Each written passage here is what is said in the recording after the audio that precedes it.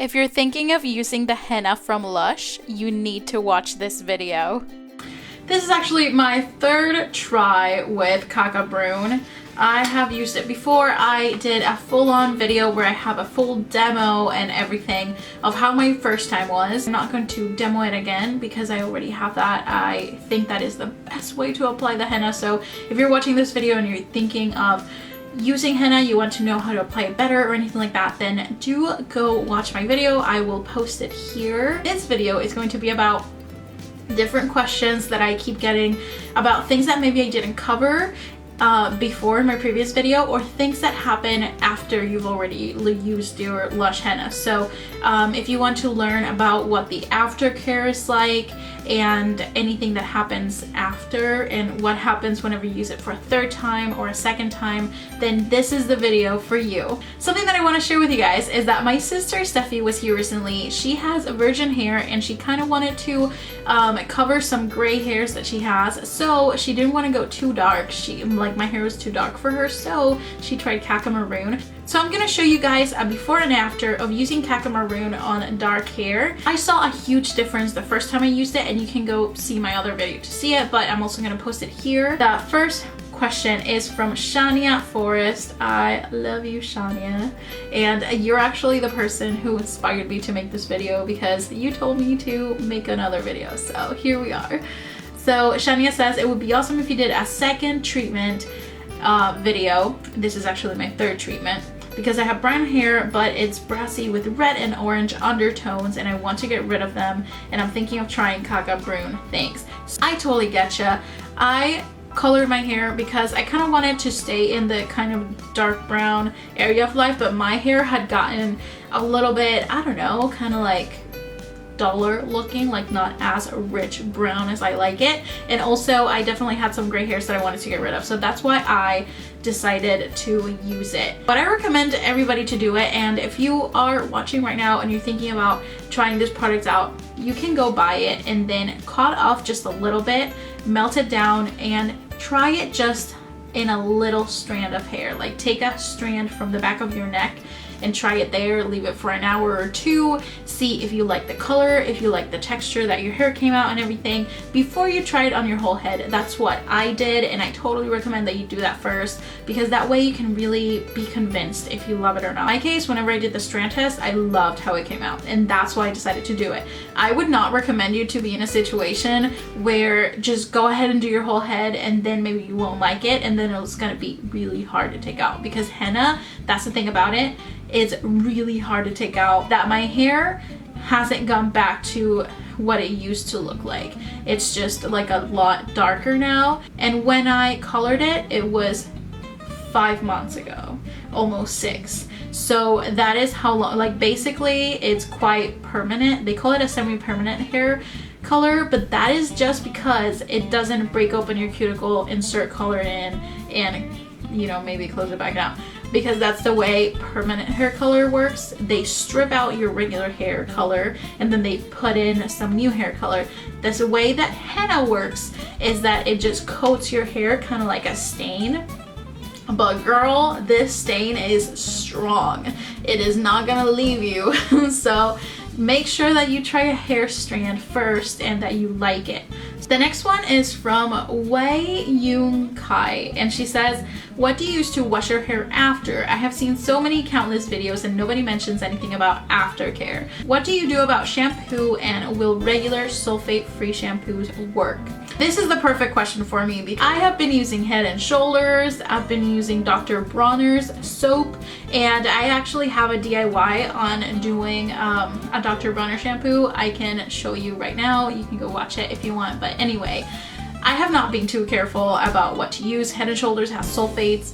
I'm pretty sure it has parabens, maybe, I'm not sure, but it does have sulfates in it. I'm completely sure about that. For aftercare, just use regular stuff. That's what I have been using. I just use whatever comes my way. To be honest, the Lush shampoos, I have looked at every single one available at my store, and the ones available at my local Lush, every single one of those shampoos has sulfates in it. Like all the shampoo bars have sulfates in it. I've even gone online and looked at any that aren't available at my store, and those have sulfates too. So even if you use the shampoos that they recommend from their own store, they still have sulfates in them. Sulfates are kind of salts that strip color out of your hair whenever it has been colored. Technically it could have an effect, but to be honest, my hair kind of looks the same. But I have noticed that about 4 weeks or 5 after I do my treatment, my gray hairs are back to being stark white. So I will tell you that that does happen with gray hairs. Now, I don't think that using a color safe shampoo is gonna change that. I think that the stain is going to wash away anyway. And that kind of answers the next question from Hanny Banani. How long did the color last in your hair? The color is still there. Not in my gray hairs, but in the rest of my hair, it kind of still looks the darker brown shade. Now from Liala David, she says, I'm thinking of trying this. I have split ends, I balayaged. I got my hair balayaged last week and it's waist length dark hair and it turned out so bad. I'm thinking about trying it. And now I just have streaks of ginger and I want my natural hair back. Do you think this would cover everything? I have never gotten my hair balayaged or even ombre, so I don't have that experience, but I do recommend that if you're thinking of trying this, then do a hair strand and see, like on a piece that's actually ginger, if that's your case, or if you're watching and then you have, like, I don't know, any kind of hair treatment, just try it on a hair strand first and then you can see if you like it or not, how your hair reacts and everything, because the thing is that once hair is been chemically treated, maybe it'll react differently. You never know. So I would recommend that first you try it out and then you see what happens. Now, something that I will tell you is that the front of my hair, not the whole head, but this front like bangs section, I actually had a keratin treatment on it, and we're going to see if anything happens. I am pretty certain that nothing's gonna change and it's all gonna be all good, but we'll see. Anna Rouge 55 says, after I put all the mud on my head, I felt a little dizzy because it was really heavy and nobody ever mentions that in a video. I covered my hair with a plastic wrap and I had to lie down. Now, speaking of headaches, I will tell you, first thing, whenever I tried Caca Brun and Caca Maroon for my sister, Caca Maroon smells so much worse. You have no idea. It is so strong and it did make my head hurt just from the dizziness of the smell. Today I made the kind of mud a little bit thinner. I don't recommend this. It was a little bit harder to use in my opinion, but it doesn't weigh as much. So I will tell you that as a little tip for maybe the future. I applied a little bit more water. For the weight of your head, it is heavy. It does feel like you're wearing a helmet that you can't take off. So do keep that in mind whenever you're thinking about using it. Now, it's nothing life-changing. Like, it's nothing that would stop me from doing it. Like, I don't find it too bad. As far as the smell, which is my biggest concern when it comes to headaches whenever doing this, it does smell so strongly. It smells of herbs. It's nothing too bad. It doesn't smell like chemicals or anything like that. It smells like extremely strong tea. I will tell you, the Caca Maroon smells so much stronger than the Caca Brun and the Caca Noir. I feel like the Caca Maroon and the Caca Rouge, like the redder you go, the stronger it smells. So do keep that in mind. I try to always take an aspirin whenever I do this, but this is my third treatment and I haven't taken any aspirin and my head doesn't hurt. At least it doesn't yet. But I've already had this on for like 2.5 hours. So I think I'm gonna be fine. But I will tell you that it does smell very strongly and do beware of headache. Now the big one. Speaking of gray hairs. That is something that most of us are looking for whenever we're using this product, so I'm going to tell you every single thing I know and every single thing that has been my experience with gray hairs. BL4CKMT4L in my previous video says henna actually doesn't cover grays, unfortunately.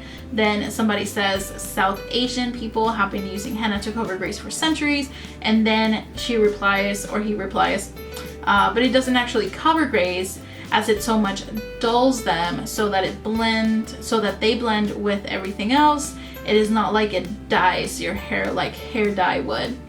Now, girl, I agree with you actually. That is very true. So my experience with gray hairs has been, and you can see the progress day by day on my previous video, is that the very first day my gray hairs were just stark white. They did not look any different from before. Then the second day they kind of started to change, but not really. And then by the third day they became blonde. When I said that in my previous video, a lot of people started noticing that whenever they would actually go back and check their gray hairs. So a few people in the comment section of my video have said, yeah, my hair's turned blonde. Now, my experience with that is that even though my hair is very dark, blonde hair just blends into my hair. I know that sounds very weird because my hair is actually very dark and I'm dyeing it really dark, but your hair being blonde, it just makes it like natural highlights. So that has been my experience. They just look like natural highlights in your hair. They do not look like gray hairs anymore, but that is it. You're not gonna get them to look brown or black even. No, the most you're gonna get is like a blonde tinge, kind of like a level 6, level 7 kind of hair. You are not gonna get them to look black or brown. So if you're looking for a hair dye that is actually going to dye them like they're gonna look like every single one of the rest of your hair strands where they just look like black or brown, this is not it. I'm sorry if that's not what you want to hear, but that is just the truth. Now, like I said, I am super happy with them. They blend right into the rest of my hair, and that's all I care about. Like, I don't care about them being the exact same color as everything else. They just blend into my hair. They just look like highlights. I really don't mind, and I think they actually look nice, but that's just how it is. So I just rather tell you so that you know. Gabriela Garcia says, do you think someone with lighter brown hair will notice a bigger color change? I think so, definitely. I've seen colors, I've seen videos on YouTube of people that are blonde, like super light blonde, and then they change their color to like a lightish brown, and sometimes even like a medium brown or dark brown using either the black henna or the caca Brun. So that hasn't been my experience. I had darker hair to begin with, but definitely if you have lighter hair, then you're going to see a bigger color difference. Okay, now something that I think is kind of funny that I just keep seeing videos, not only in my video, but in videos all over the place. Now, I found this comment at the video from Lush, but so many people say this all the time. So it says, do you mean that henna was invented by your founder because Indian women have been using henna for long before Lush found it? LOL. So that's true, by the way. People all over the world have been using different herbs to dye their hair for a really long time. But I think that what Lush says, and by the way, I am not affiliated with them. I do not make any money out of the sale of this product whatsoever. I don't know them. I am just doing this video because my wonderful viewers need some more information from just a fellow consumer that just has experience with using this product.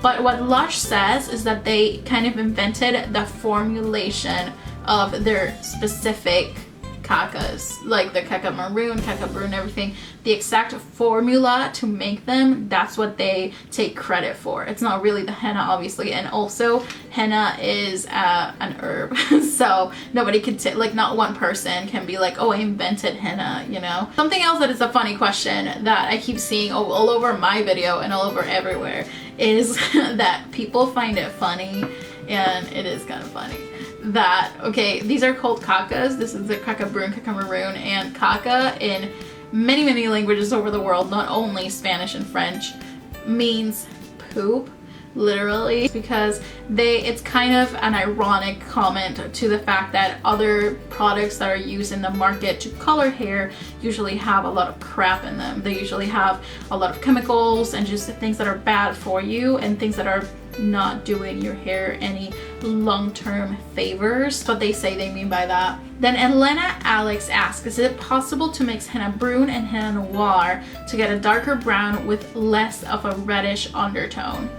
Now, girl, I would recommend just get the noir one if you want like a darker kind of shade. Because if you mix two, you have to buy two. You can't just buy half of one and half of the other. Like, they don't sell them like that as of this moment. They just sell whole blocks of just one color. That being said, you are totally allowed to mix these. They do not react badly with each other. They're actually kind of the same formulation, and all that changes is the amount of henna versus indigo versus coffee versus whatever it is they're using.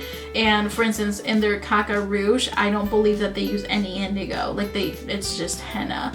As for their coloring agent. The heat is what causes the henna to develop as a more red in your hair. So if you want a redder tone, then you can just put saran wrap around your hair and maybe even use your hair dryer to heat up your hair while it's processing, maybe. But if you're like me and you do not want any red anything in your hair, then I just leave it and don't put anything on it. The most I would do is put on a cotton shirt that's breathable so that it doesn't develop any redness. By following this method, I've actually been doing pretty well. I will post a picture right here so that you guys can see it before and after, so that you can judge for yourself what not very red is for me. That has been it for all the questions I have from my videos and different frequently asked questions I have on either social media or anything like that.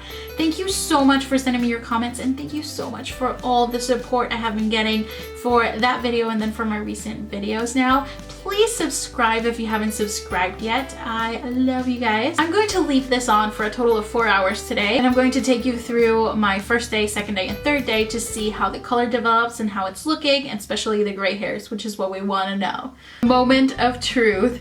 This is the first day after doing the treatment. The henna and this LUSH CACA Brun keeps developing for 3 more days, so I'm going to keep you updated. This is day 1, and I am really happy with the way it's looking. This is the color. Zoomed you guys in so you guys can see a close-up of my hair, and this is usually where I have my gray hairs, and as you can see, they're actually gone. I can't find one to save my life, and I do have quite a few now. See one of my gray hairs right there? As you can see, it definitely blends into the hair.